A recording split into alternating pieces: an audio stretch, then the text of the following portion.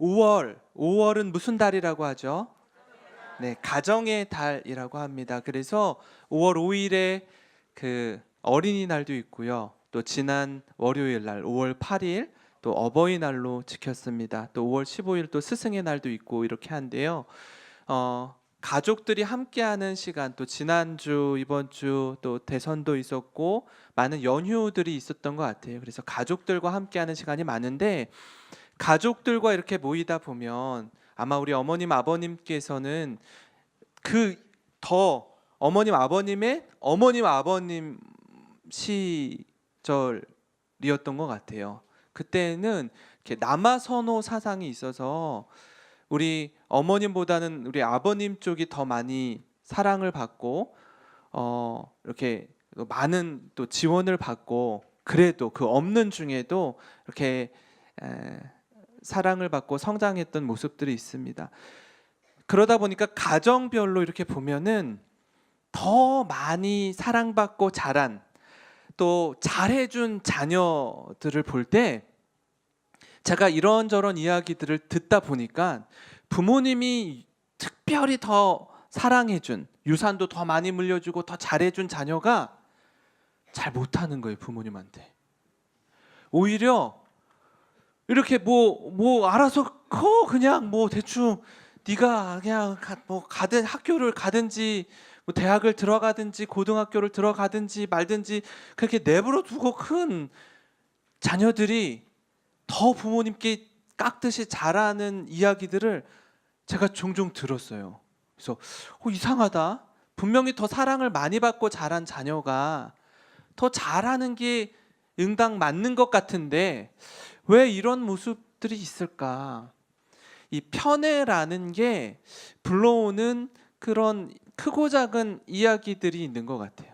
자녀 양육을 하는 데 있어서 유독 자녀가 다 10손가락 깨물어서 안 아픈 손가락이 없는 것처럼 정말 잘해주고 싶은데 이렇게 그냥 보기만 해도 좋고 이렇게 떡 하나라도 더 주고 싶은 자녀들이 있을 수 있지요. 있어요.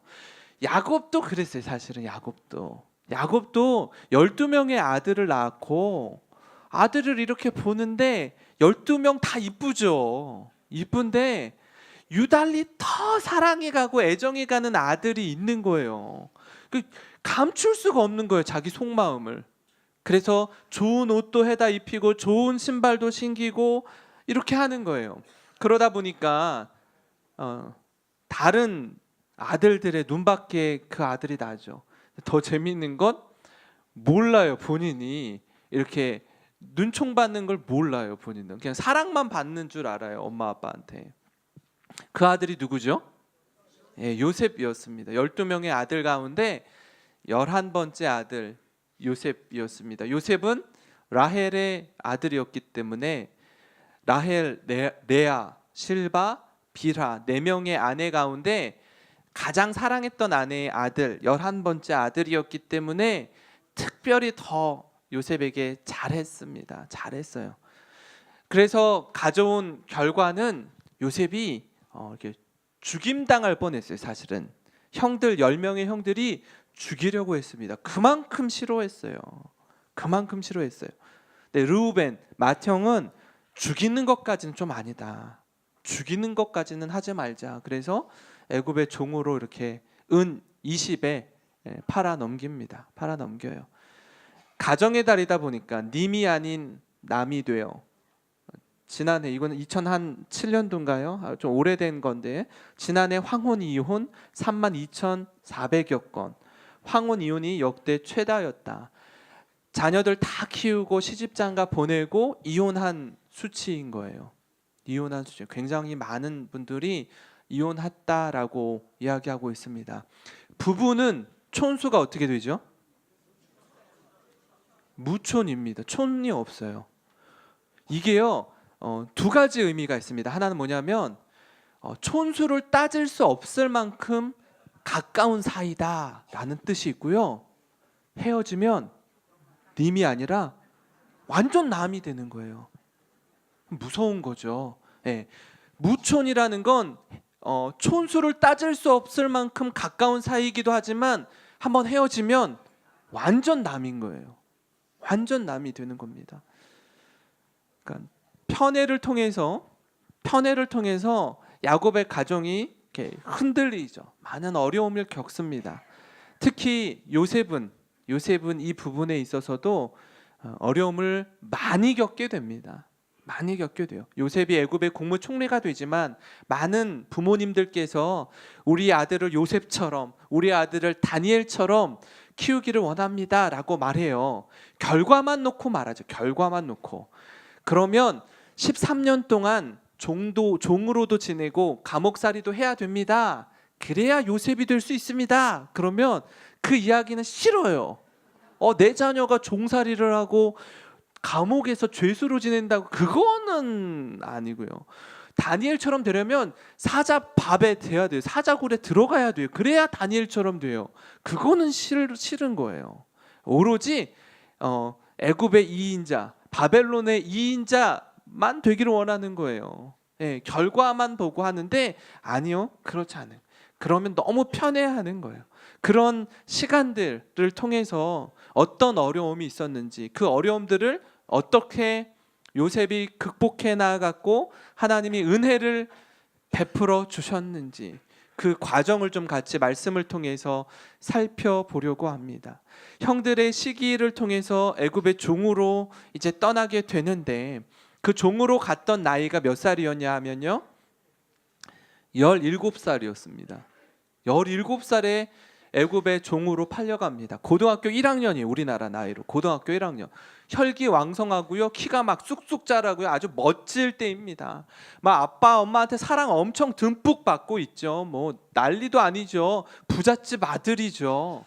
부러울 게 없죠. 그렇게 승승장구하던 요셉이 그냥 한순간에 종이 되어버리는 거예요. 남의 시중을 들고 남의 눈치를 보고, 주인의 눈치를 보고 주인이 시키는 대로 해야 되는 사람으로 하루아침에 전락해 버렸습니다. 그런데 이 요셉을 표현하는 그 말씀이, 오늘 말씀 창세기 39장을 살펴보면서 중간중간에 계속해서 반복되는 말씀이 있더라고요. 제가 오늘 설교 말씀의 제목을 요셉, 여호와께서 함께 하시는 사람이라고 지었습니다. 요셉, 여호와께서 함께하는 사람. 계속 반복되는 이야기가 하나님과 동행했다, 여호와께서 요셉과 함께 하셨다라는 말이 반복되고 있어요. 다시요. 하나님과 동행하는 사람의 세 가지 특징을 같이 살펴보는데요. 그 첫 번째 특징은 뭐냐면 언제 어디서나예요. 언제 어디서나. 창세기 39장 2절에 이렇게 써 있습니다. 여호와께서 요셉과 함께 하심으로 그가 형통한 자가 되어 그의 주인 애굽 사람의 집에 있으니. 다시요. 여호와께서 요셉과 어떻게 했다고요? 함께 하셨다고요. 여호와께서 요셉과 함께 하셨다고요. 요셉이 혼자가 아니었다고요. 가족을 떠나서 홀로 되었는데, 난 혼자인 줄 알았는데 아니요, 하나님께서 함께 하셨다라고 말씀하고 있고요. 그래서 형통한 자가 되었다라고 성경이 말합니다. 요 2절 말씀을 3절에서 동일하게 반복합니다. 반복하는데 제가 노란 글씨로 표현했죠. 그의 주인이 보았더라라고, 그의 주인 보디발이 보았더라라고 제가 이렇게 표시를 해놨는데요. 그 표시한 내용의 중간 하얀색 글씨의 내용을 보면요, 이렇게 나와 있어요.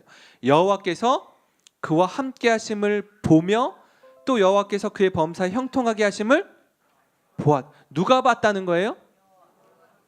누가 봤어요? 그의 주인이 누구예요? 보디발이 본 거예요. 보디발이 뭘 보았냐? 요셉이라는 종이 있는데 이 종을 보니까 하나님과 함께하는 사람이구나. 얘가 보통 사람이 아니구나. 그러다 보니까 하나님이 얘를 통해서 형통케 하시는구나를 보는 거예요. 보디발은 하나님 몰라요. 보디발은 하나님을 믿는 사람이 아니에요. 아닌데 아닌 사람의 눈을 통해서 볼 때 하나님이 함께하는 사람, 종이긴 하지만, 자신의 종이지만 다른 거예요. 다른 걸 보는 거예요.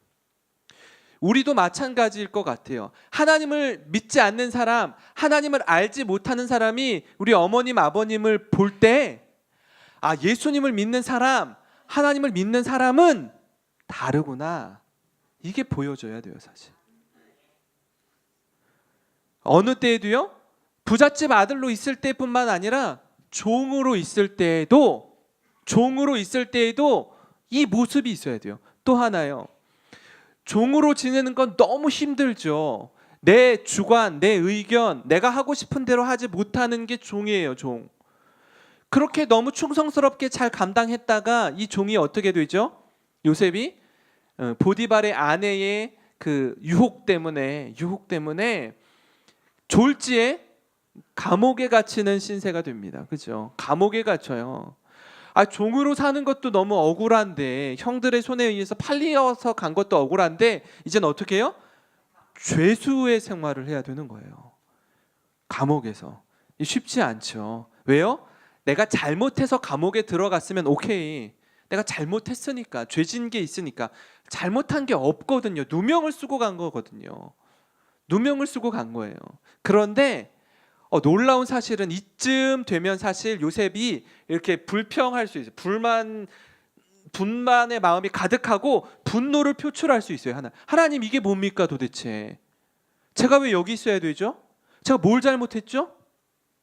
따질 수 있잖아요.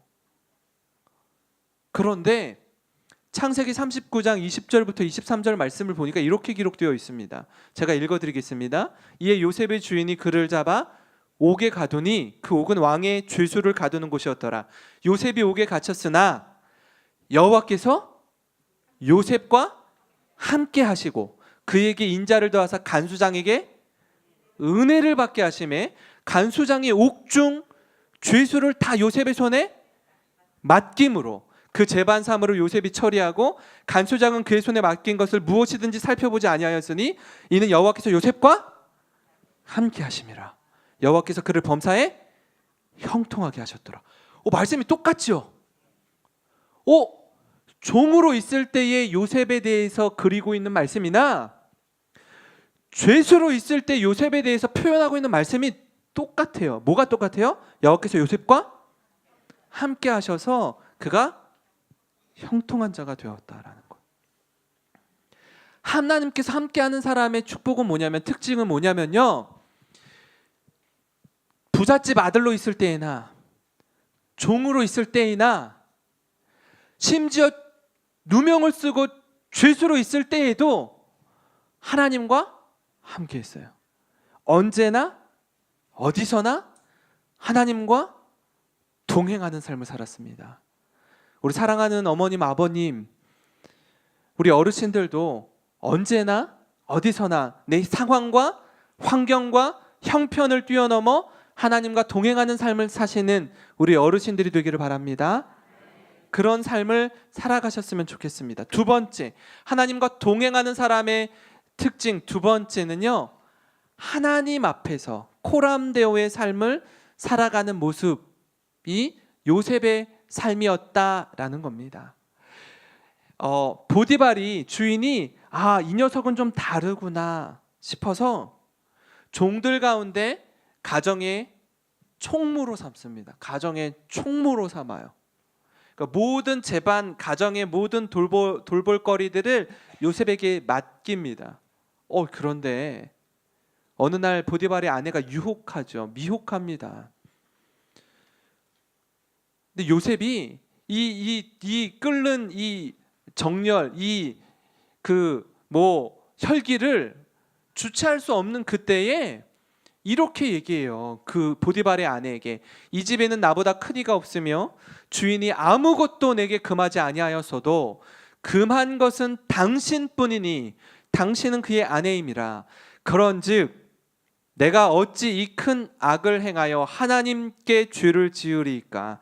여인이 날마다 요셉에게 청하였으나 요셉이 듣지 아니하여 동침하지 아니할 뿐더러 함께 있지도 아니하니라. 이렇게 말씀합니다.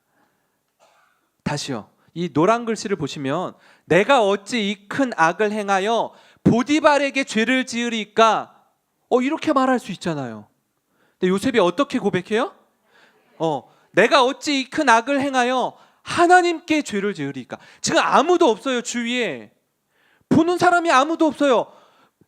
요셉과 보디발의 아내 입만 딱 자크로 잠그면 완전 범죄를 저지를 수 있어요.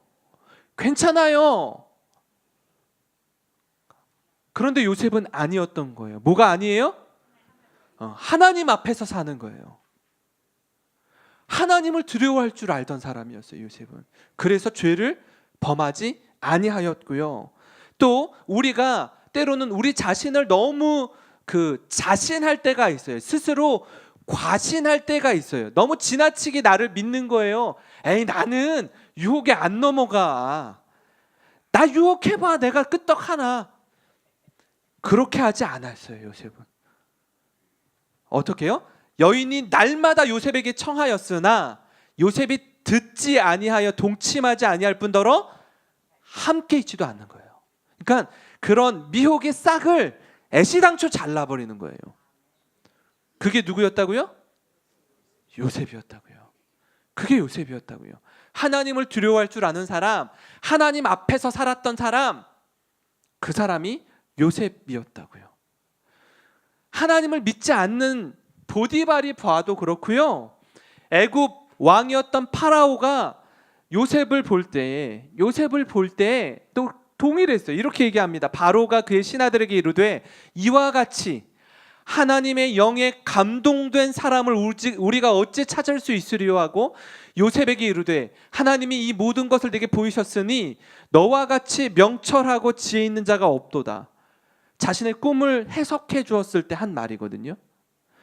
자신이 꾼 꿈을 해석이 안 되는데 요셉이 해석해 주자 파라오가 요셉에게 이렇게 말하는 거예요.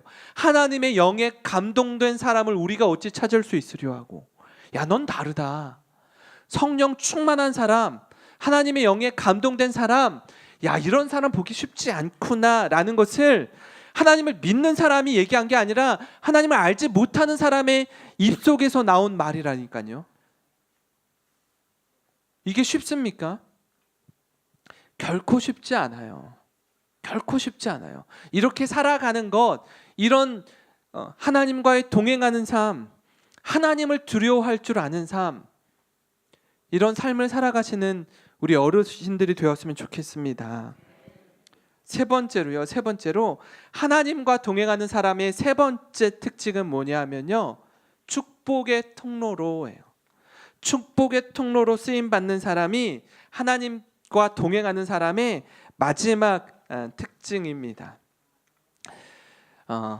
제가 읽어드리겠습니다. 창세기 39장 4절 5절 말씀입니다.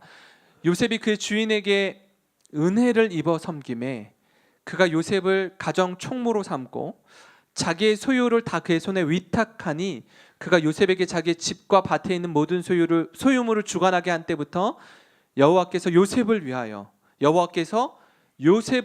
그 애굽 사람의 집에 복을 내리심으로 여호와의 복이 그의 집과 밭에 있는 모든 소유물에 미친지라. 이렇게 써 있습니다. 창세기 39장 4절도 그렇고요. 아까 39장 20절 쪽에 나오는 말씀도 그렇고요. 요셉이 그의 주인에게 은혜를 입었다라고요. 은혜를 입었다. 그리고 뒤에 가도요. 어떻게 해요? 간수장에게 은혜를 입었다라고 얘기해요. 은혜를 입었다. 은혜는요, 받을 자격이 없는 사람이 받는 게 은혜예요. 그러니까 하나님께서 보디발을 통해서, 간수장을 통해서 요셉을 은혜 받게 해줬어요. 그래서 가정의 총무가 되게 해주셨습니다. 종인데요, 보디발 다음인 거예요. 2인자인 거예요. 2인자. 두 번째로 높은 거예요. 근데 놀라운 사실은 뭐냐면 노란색 글씨로 표시한 것처럼요, 여호와께서 보디발을 위하여 그 애굽 사람의 집에 복을 내리신 게 아니라 여호와께서 요셉을 위하여 그 애굽 사람의 집에 복을 내리셨다라고 얘기해요. 다시 말하면 하나님과 함께하는 사람, 하나님 앞에서 하나님을 두려워하는 그 사람, 그 한 사람이 제대로 서 있으면요, 그 사람이 속한 공동체가 복을 받는 거예요.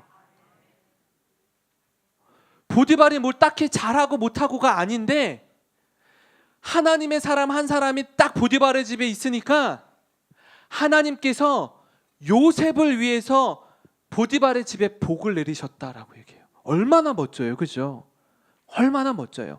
여호와의 복이 그의 집과 밭에 있는 모든 소유에 미친지라 이렇게 말씀합니다.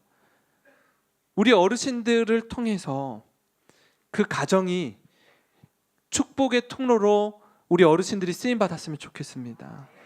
우리 어르신들이 계신 공동체, 소그룹, 그 어떤 곳이 되었든 나로 인해서 하나님의 축복의 통로로, 파이프라인으로 쓰임 받는 우리 어르신들이 되었으면 좋겠습니다.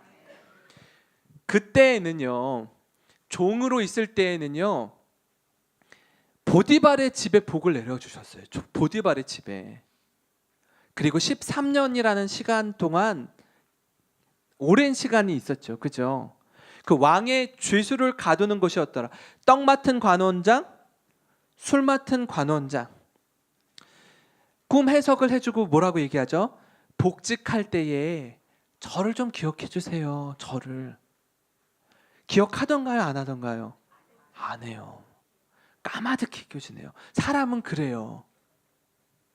사람은 그래요. 은혜를 쉽게 잊어버려요.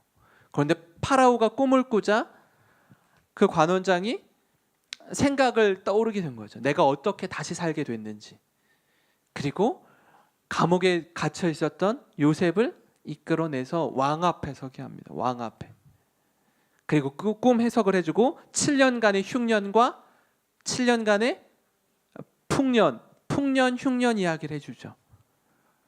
창세기 41장 말씀을 보니까 이렇게 기록되어 있습니다. 7해 풍년에 토지 소출이 심히 많은지라 요셉이 애굽 땅에 있는 그 7년 곡물을 거두어 각성에 저장하되 성읍 주위의 밭의 곡물을 그 성 중에 쌓아둠에 쌓아둔 곡식이 바다모래같이 심이 많아 세기를 그쳤으니 그 수가 한이 없음이었더라. 그 수가 한이 없음이었더라. 요 말씀 보겠습니다. 쌓아둔 곡식이 바다모래같이 많다라고 해요. 아까 말씀드렸습니다. 한 종살이 하고 있을 때는요, 그 집에서 가정의 총무로 있었습니다. 맞습니까? 보디발의 아내 미혹에 누명을 쓰고 감옥에 갇혔을 때 거기에 총무란 단어는 나오지 않아요, 사실. 그렇지만 간수장에게 은혜를 입어서 옥중 모든 죄수에 관련된 일들을 요셉의 손에 맡겼다라고 얘기해요. 그 재반 사물을 다 처리하게 하고 신경 쓰지 않았다라고 해요. 그 얘기는 뭐냐면 감옥에 갇혀 있었을 때도 뭐 했다는 거예요, 그러면? 총무 역할한 거예요. 가정에 있을 때도 총무였고요. 죄수로 있었을 때도 총무였어요. 그리고 뭐가 돼요? 애굽의 총리가 돼요. 가정 하나를 잘 다스렸더니 죄수로 있을 때에도 거기에서 신실하게 살았더니 나중엔 나라를 맡기더라고요. 있던 위치는 다른데 하는 역할은 다 똑같은 거예요. 그래서 이전에는 보디발의 집이 복을 받았는데 이제는 애굽 전체가 복을 받는 거예요. 누구 때문에요? 하나님의 사람 요셉 때문에. 하나님의 사람 요셉 때문에 복을 받더라고요. 놀랍지 않습니까? 그게 하나님이 일하시는 방법이더라고요. 하나님이 사람을 세워가시는 방법이고요, 훈련시키는 방법이더라고요. 그리고 가나안의 흉년이 들자 애굽에 곡식이 있다라는 소리를 듣고 우리가 지지난주에 잃게 되며 이르리로다 말씀 나눴잖아요. 그죠? 야곱이, 이스라엘이 아들을 보냅니다. 아들을 보내서 이렇게 만나죠. 그 상황 속에서 어떤 일들이 일어나죠? 밀고 당기기가 해요. 그죠? 밀고 당기기. 요셉이 여러분 13년 동안 종으로 있으면서, 죄수로 있으면서 얼마나 많은 생각을 했을까요? 얼마나 많은 원망과 분노와 막 이 억울함과 막 그런 게 있을 거 아니에요. 형들이 짠 나타나는데 형들은 자신을 못 알아보고 자신은 형들을 단박에 알아본 거죠. 자신은 형들을 단박에 알아봐요. 그래서 자기는 애굽 말을 써요. 중간에 통역을 붙이고 자기는 다 알아듣죠, 형들이 말하는 말을. 그리고 밀고 당기기를 하던 중에 이 감정이 막 울컥울컥 하는 거예요. 얼마나 많은 만감이 교차하겠습니까? 그리고 나서 형들 앞에서 자기의 진심을 이야기할 때 창세기 45장 5절에 이렇게 말합니다. 같이 한번 읽어볼게요.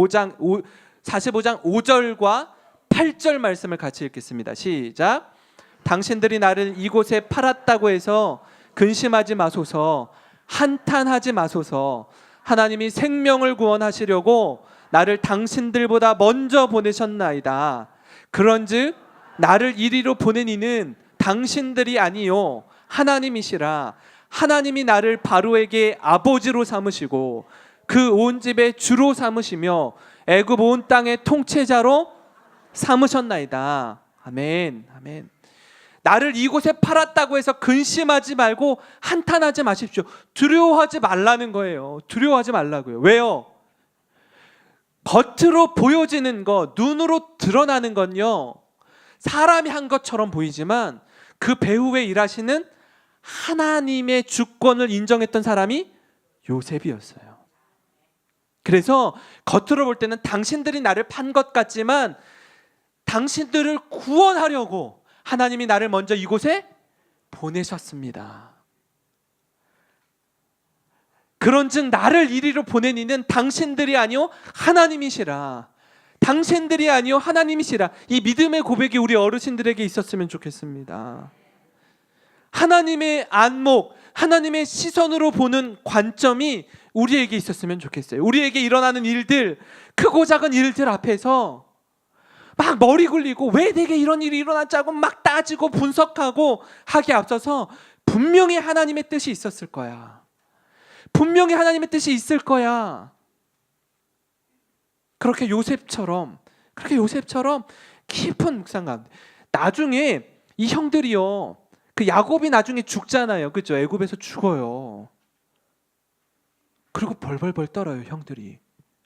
지금까지는 아버지가 살아계셨으니까 우리를 좀 이렇게 잘 봐줬을지 몰라. 아버지가 살아계시니까. 아버지가 돌아가시는 순간 이 요셉이 생각이 바뀌어서, 마음이 바뀌어서 우리를 해야 할지 몰라 하고 바들바들 사시나무처럼 떨어요.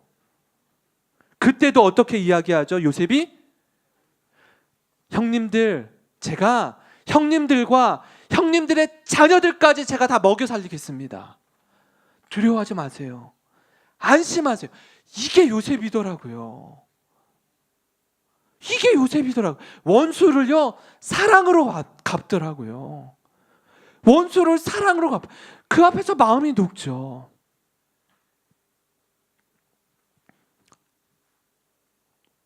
이런 우리 어머님, 아버님이 되셨으면 좋겠어요. 이런 어머님, 아버님이 되셨으면 좋겠어요. 그리고 죽음 앞에서 마지막이죠. 창세기가 50장까지 있는데 마지막으로 후손들에게 이렇게 말합니다.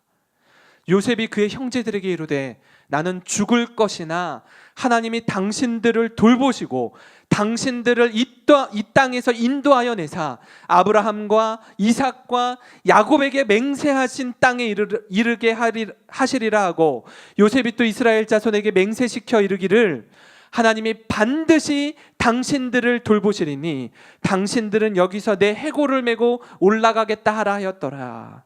아멘. 이 애굽 땅에서 계속 머물러 있는 것이 아니라 400년이 지난 후에 출애굽하게 될 것이다 라는 약속의 말씀을 믿고 있었던 요셉이었습니다. 이 땅에서 사는 것이 아니라 가나안 땅으로 인도함 받을 것이다 라는 약속의 말씀을 붙들고 믿고 죽기 직전에 형제들 앞에서 믿음으로 고백했습니다. 그래서 오늘 읽은 말씀 히브리서 11장 22절 말씀이 나오는 거예요. 같이 읽겠습니다. 시작. 믿음으로 요셉은 임종시에 이스라엘 자손들이 떠날 것을 말하고 또 자기 뼈를 위하여 명하였으며, 여기에 두지 말고 자기 해골을 메고 가나안 땅으로 좀 나가게 해달라라고 얘기하는 거예요. 이게 바로 여호와께서 함께 했던 사람, 믿음의 사람 요셉의 말씀입니다. 다시 정리하면요, 하나님께서 함께하는 사람의 세 가지 특징은요, 언제 어디서나 하나님 앞에서 축복의 통로로 쓰임받는 인생이었다라는 겁니다. 그 신실한 믿음, 그 신실한 삶의 고백이 우리 어르신들의 인생에 녹아지고 삶으로 살아내는 믿음의 삶을 살아가시는 우리 어르신들이 되시기를 주님의 이름으로 축원합니다.